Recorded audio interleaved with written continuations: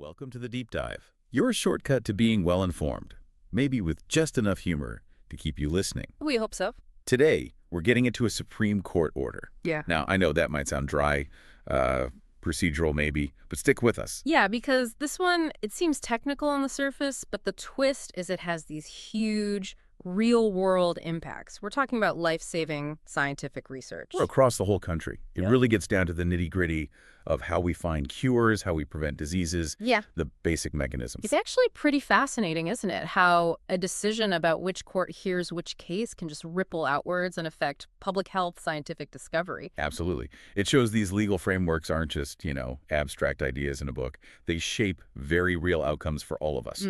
So the deep dive today focuses on the Supreme Court decision from August 21st, 2025.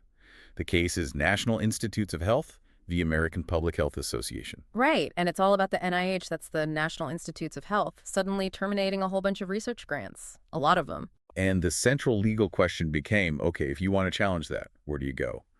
Which federal court is the right place? So to unpack this for you, we've looked at the main Supreme Court order, obviously, but also dug into all the concurring and dissenting opinions from the justices. You get a lot of different viewpoints there. Definitely. Our mission really is to cut through the legal jargon, help you see the big policy changes behind this, and then really grasp what it means for you, for public health, and, well, for the future of American science. It's a big one. It is. So to get why the Supreme Court had to step in, we probably need to back up a bit. What actually started all this? What were these policy shifts at the NIH? Yeah, good idea. You have to go back to February 2025. The NIH, which is, a huge government funder of medical research. Massive. Right. Massive. It suddenly changed its funding priorities, big time. And this wasn't something that just bubbled up internally. It came after 3 specific executive orders. Executive orders 1.151, 14168, and 4.173 for those tracking.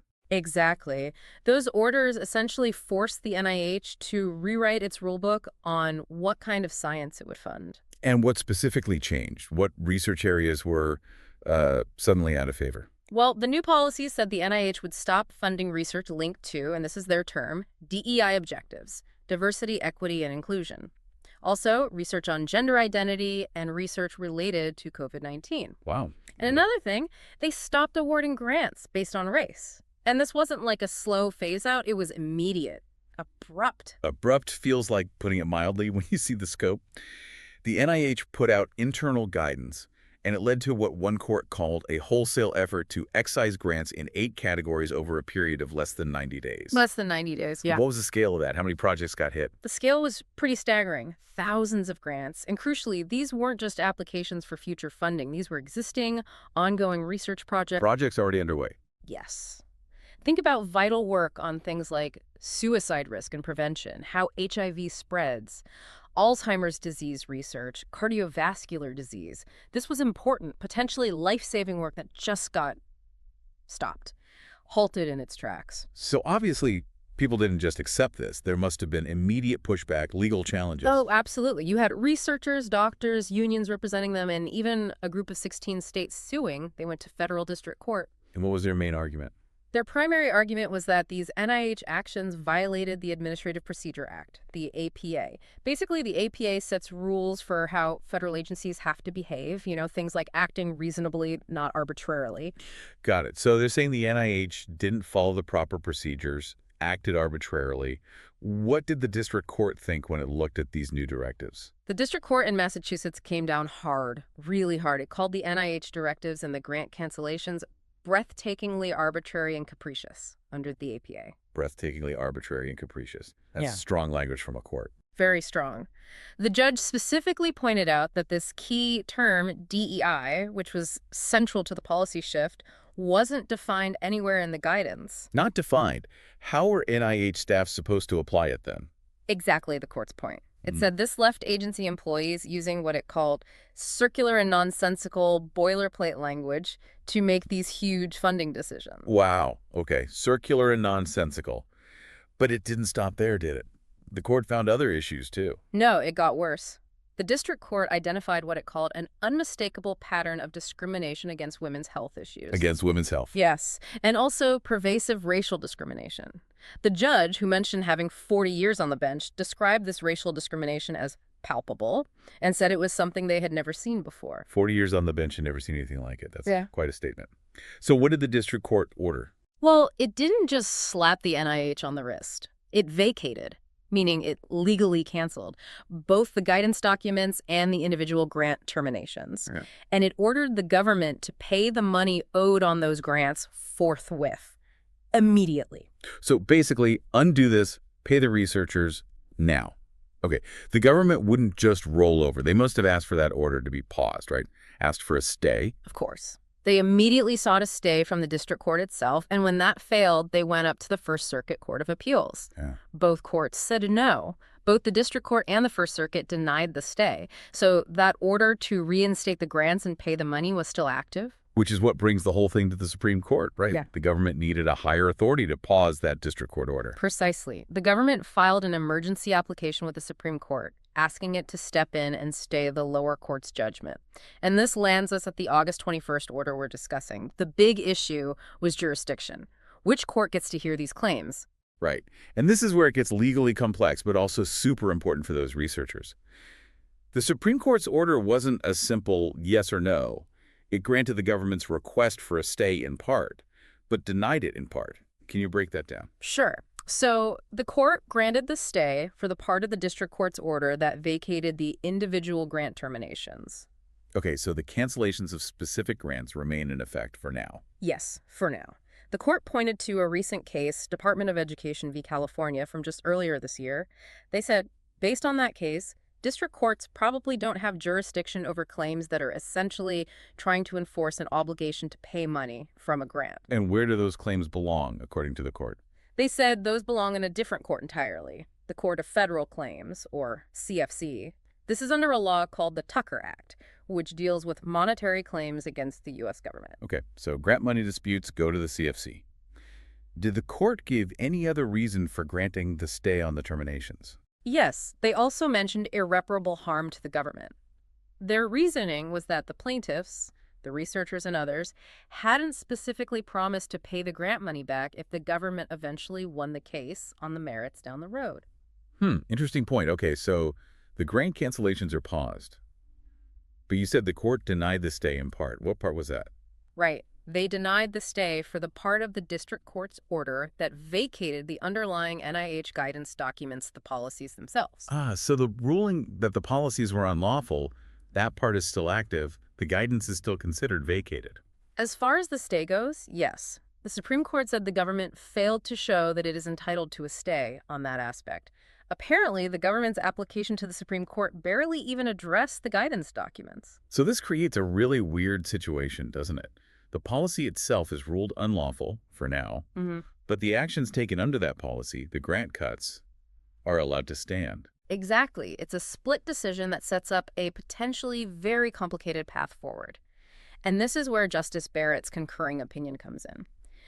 She agreed with the result, granting the stay on terminations, denying it on the guidance, but she explained her reasoning. And what was her take? How did she see this playing out? She laid out what she called a two-track approach.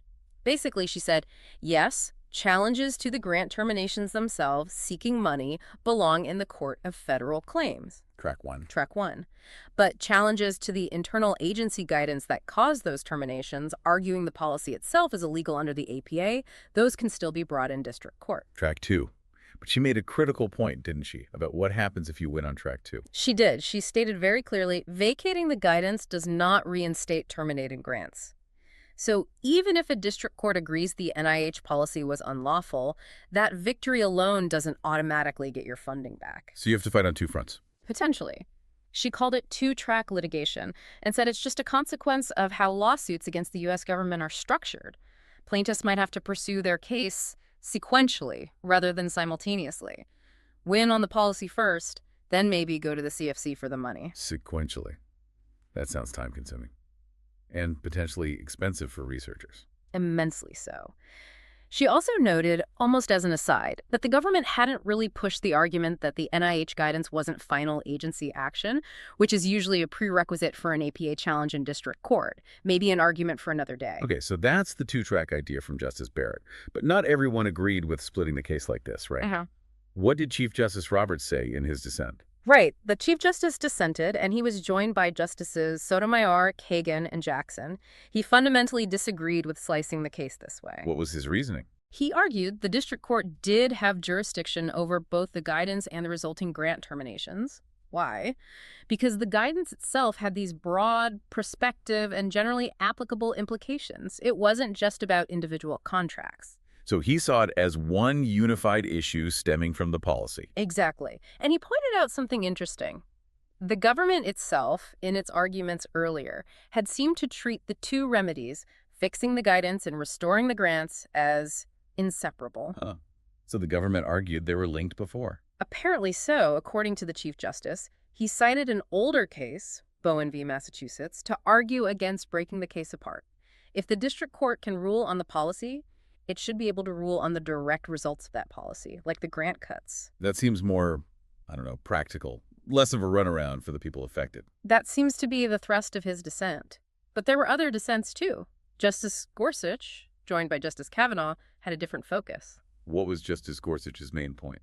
His dissent was really focused on the hierarchy of the courts and respect for precedent. He was quite stern, actually. How so? He stressed that lower courts, like the District Court and the First Circuit here, are duty-bound to follow Supreme Court precedents, even interim rulings like that California case the majority relied on. So he felt the lower courts ignored the California precedent about where money claims should go. Precisely. He argued that an order vacating grant terminations is essentially an order forcing the government to pay money, and under California, that belongs in the CFC, period. And he seemed quite frustrated. He did. He noted this was the third time in a matter of weeks the Supreme Court had needed to step in because lower courts were, in his view, straying from its precedents on these kinds of issues. It signals a real tension in the judicial system right now. A clear message to lower courts, then. What about Justice Kavanaugh? He joined Gorsuch, but also wrote separately, right? Yes, Justice Kavanaugh agreed with Gorsuch that the grant termination claims belong in the CFC, like breach of contract claims. But he also added his thoughts on the challenge to the guidance itself. And what was his view on that part? He suggested that challenging the guidance in district court was likely unavailing anyway. His point was that agencies don't necessarily have to define every term in every internal guidance document, especially when making highly discretionary decisions like awarding grants. And he mentioned the DEI term specifically. He did. He used DEI as an example, implying that the lack of a precise definition wasn't necessarily a fatal legal flaw for the guidance. He also agreed with the majority that the balance of harms favored the government for the stay because the plaintiffs hadn't promised to repay the money. Okay, so we have a court deeply divided, 5-4 on the stay, with multiple concurring and dissenting opinions pulling in different directions on why. It's complex. Now, let's pivot. Let's really get to the heart of why this matters beyond the legal arguments. Justice Jackson wrote a particularly powerful dissent, didn't she? She really focused on the real-world consequences. She absolutely did. It's incredibly strong. She called the court's earlier California decision an even bigger mistake than I realized, and this current order, equal parts unprincipled and unfortunate. Strong words. She even used a pretty striking phrase. Calvinball jurisprudence with a twist. Right, referencing the comic strip game with made-up rules that always change. What was her core fear about what this ruling does? Her central argument is that this decision effectively neuters judicial review of grant terminations. How? By sending plaintiffs on a likely futile, multi-venue quest for complete relief, it creates, as you said earlier, a labyrinth. A futile quest. Yeah. Explain that. She described this bizarre claim-splitting regime. You win on the policy in district court, maybe, but then you have to go somewhere else for the money. Exactly. You have to go to the Court of Federal Claims to get your grant funding restored. But here's the catch, according to Justice Jackson. What's the catch? She argues the CFC probably can't actually give you the relief you need. It generally deals with money damages. It doesn't typically have the equitable power to order the reinstatement of a grant. She suggests the Tucker Act might even impliedly forbid that kind of remedy in the CFC. So you could win your APA case, prove the NIH acted unlawfully, but still have no way to get your research funding back. That's precisely her fear. A legal victory that provides no actual relief for the harm done. You're stuck in this jurisdictional gap. And this is where, as you said, it gets really interesting or maybe terrifying for the listener. Because Justice Jackson didn't just talk legal theory. She spelled out the concrete harms. Yes, this is the crux of it. She emphasized that Scientific progress itself hangs in the balance, and she listed the likely consequences, and they are chilling. Let's hear them. She wrote, "Years-long studies will lose validity because you can't just pause and restart complex research. Animal subjects will be euthanized. Labs can't afford to keep them without funding. Life-saving medication trials will be abandoned mid-trial. Countless researchers will lose their jobs. Yeah. Postdocs, lab techs, principal investigators, community health clinics will close." She notes these clinics provide vital services like preventative treatment for infectious diseases. This is devastating stuff. Losing years of work, euthanizing animals, abandoning trials. And she makes the critical point. There is no way to recover the lost time, research continuity, or training value once disrupted. Money later can't fix the broken chain of research. So the damage isn't just financial, it's scientific, it's human. It's potentially permanent. Right. She also talked about the broader damage, the devastating and irrevocable damage to the symbiotic relationship between the government and the nation's research community, and the harm to America's standing, the global primacy of American science. It really brings it home that these aren't just abstract legal disputes. This is about real science, real potential cures, real public health initiatives that affect all of us, Absolutely. It connects directly to whether we develop that next Alzheimer's drug, or understand the disease transmission better, or support community health. It's about the machinery of progress. And whether the legal system provides a workable path to challenge decisions that derail that progress, or if it puts up roadblocks. That's the core tension. Access to a meaningful remedy. Can the courts actually provide complete relief when the government makes these massive shifts that impact ongoing vital work? This ruling makes that look much, much harder. So wrapping this up, what's the big takeaway for you listening right now? This Supreme Court order really throws into sharp relief this conflict, doesn't it? Between sort of legal neatness and jurisdictional rules on one side. And the messy, urgent reality of scientific progress and public health on the other. Yeah. The court majority is trying to enforce a specific view of court jurisdiction based on recent precedent, separating money claims from policy challenges. Maintain order in the system. But the dissents, particularly Justice Jackson's, are sounding a major alarm. They're saying this pursuit of jurisdictional tidiness creates an almost impossible hurdle for people doing critical work that benefits everyone. It potentially guts the power of judicial review in this crucial area. It leaves researchers in this potential two-track, maybe futile quest Justice Jackson described. And it raises fundamental questions about accountability when policy shifts have such drastic consequences. If the path to challenging those consequences is this convoluted, how effective is the oversight? Which brings us to our final provocative thought for you to chew on. Consider this. If the executive branch can abruptly change scientific funding priorities, causing mass grant cancellations like this, and if the judicial branch responds by creating a legal pathway that's so complex, so fragmented, maybe even ultimately unable to restore the funding or undo the harm, then what does that tell us about the real balance of power here? Between government policy decisions, the court's ability to check those decisions, and our collective long-term investment as a society in science and public health. Is the system, as it's currently being interpreted, actually set up to provide that complete relief when something as vital as potentially life-saving research is on the line? Or does the complexity itself become the barrier? Something to think about. Is the current structure really equipped for stakes this high? We'll leave you with that. Thanks for joining us for this deep dive. We hope you feel a bit more informed, maybe a bit more engaged with these critical issues. We'll see you next time on The Deep Dive.